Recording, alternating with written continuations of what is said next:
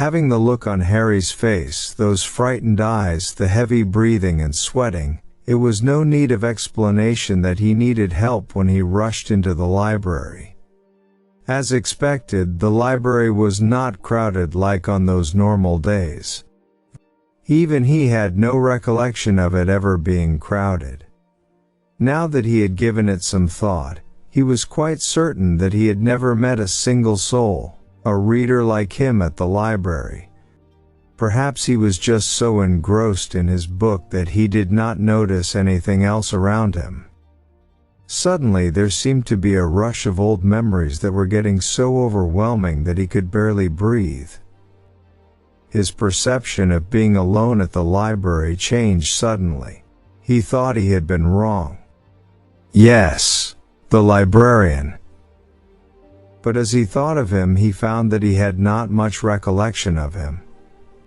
Seemed he did not take notice of him that much, while he remembered the long gray hair touching his shoulders, the wrinkles on his face, and the small eyes.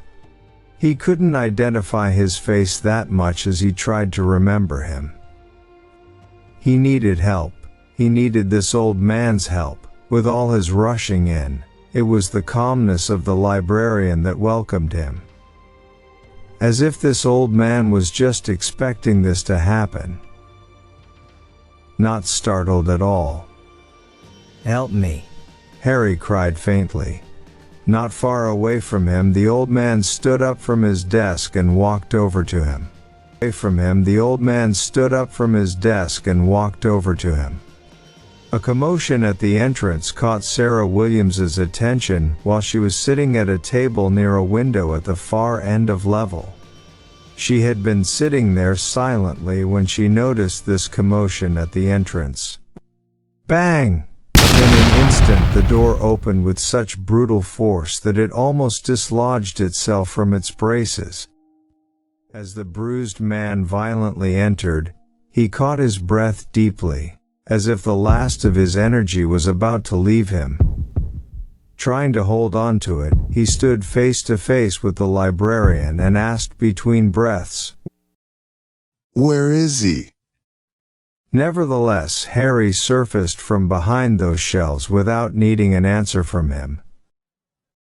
Despite knowing the danger that lay ahead, Harry knew he had to act. There is this bravery in him, a bravery to understand what was going on. Perhaps the library is his domain, or maybe he couldn't understand where his bravery came from at that moment. "You!" The man angrily pointed at him. "I will put you down," he threatened. But the stranger suddenly felt weakness throughout his body, not just in his legs. He was bleeding profusely from what looked like battle wounds. As the librarian steadied himself, unfazed by the circumstances, Harry saw the man's condition deteriorate. However, the man's heavily jawed face never stopped showing anger towards him. His legs were getting weaker and weaker as he stepped forward to Harry, and he eventually could not hold it, and his entire body fell down, before it voluntarily fell. "Is he dead?" It was Sarah. Just 5 steps above them, her innocent face appeared in the hallway of the second level. Somehow, Harry, Sarah, and the librarian were able to properly lay down the stranger in full force. After leaving through one small door behind a shelf near his desk, the librarian returned with a damp towel and a warm water basin. Sarah and Harry looked at the tea-colored water with some dried leaves. The librarian soaked the towel and drained it, then applied it to the man's bruises and cuts, cleaning them. The man groaned in pain and agony.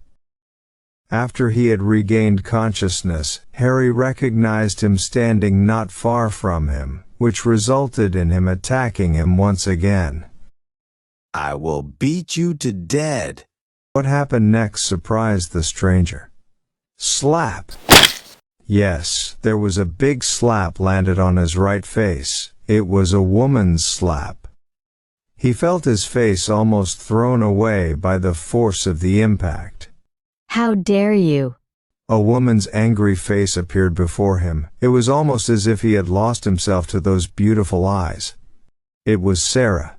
How could you fight such a boy in your massive size? Sarah exclaimed. However, the man did not hold himself back, and he responded fiercely. He is no boy. He then stared gravely at Harry. He is a warlock. As he shouted this, he once again prepared himself to attack Harry. Then an old man's voice echoed through the entire library. Stand still!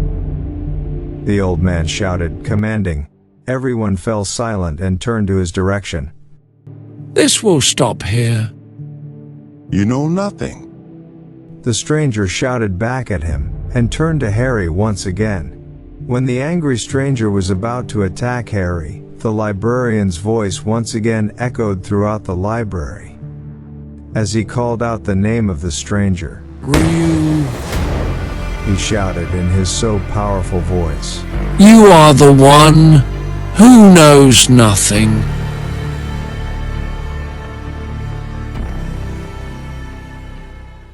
Oh no, it's raining.